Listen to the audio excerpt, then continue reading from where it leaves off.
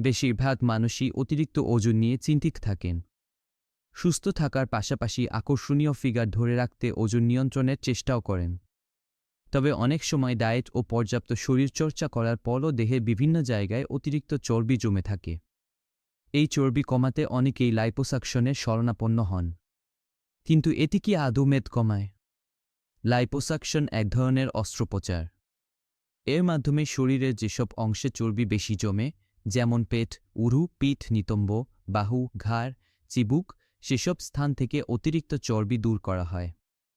সাধারণত cosmetic purpose বা ফিগারকে আকর্ষণীয় করতে এ পদ্ধতি ব্যবহার করা হয়।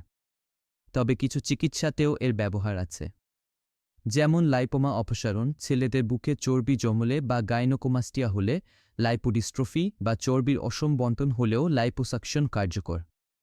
প্লাস্টিক সার্জারির চিকিৎসকেরা এই অস্ত্রোপচার করে থাকেন। যে জায়গায় করা হয় সেখানে একটি লম্বা ক্যানুলা প্রবেশ করিয়ে স্যালাইন জাতীয় তৌল প্রবেশ করিয়ে চর্বিকে গলিয়ে ফেলা হয়। এরপর মেশিনের মাধ্যমে চর্বিগুলো শরীর থেকে বের করা হয়। লেজার মেশিন ও আল্ট্রাসাউন্ড মেশিন দুভাবেই এটি করা যায়। যাদের ওজন স্বাভাবিক কিন্তু রিজুনা ফ্যাট বা নির্দিষ্ট জায়গায় চর্বি বেশি, তারা এই পদ্ধতির জন্য উপযুক্ত।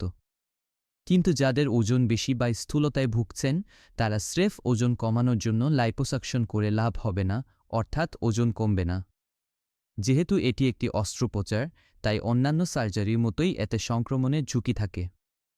সবচেয়ে বেশি ঝুঁকি হল ফ্যাট ইম্বোলিজম বা চর্বির কণা ছুটে যাওয়া। এই চর্বি ধমনির যে কোনো জায়গায় আটকে মারাত্মক ক্ষতি করতে পারে।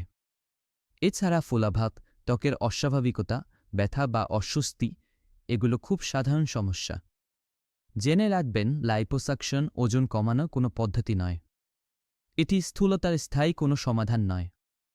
শুধুই শরীরের নির্দিষ্ট অংশের কিছু চর্বি কমানো।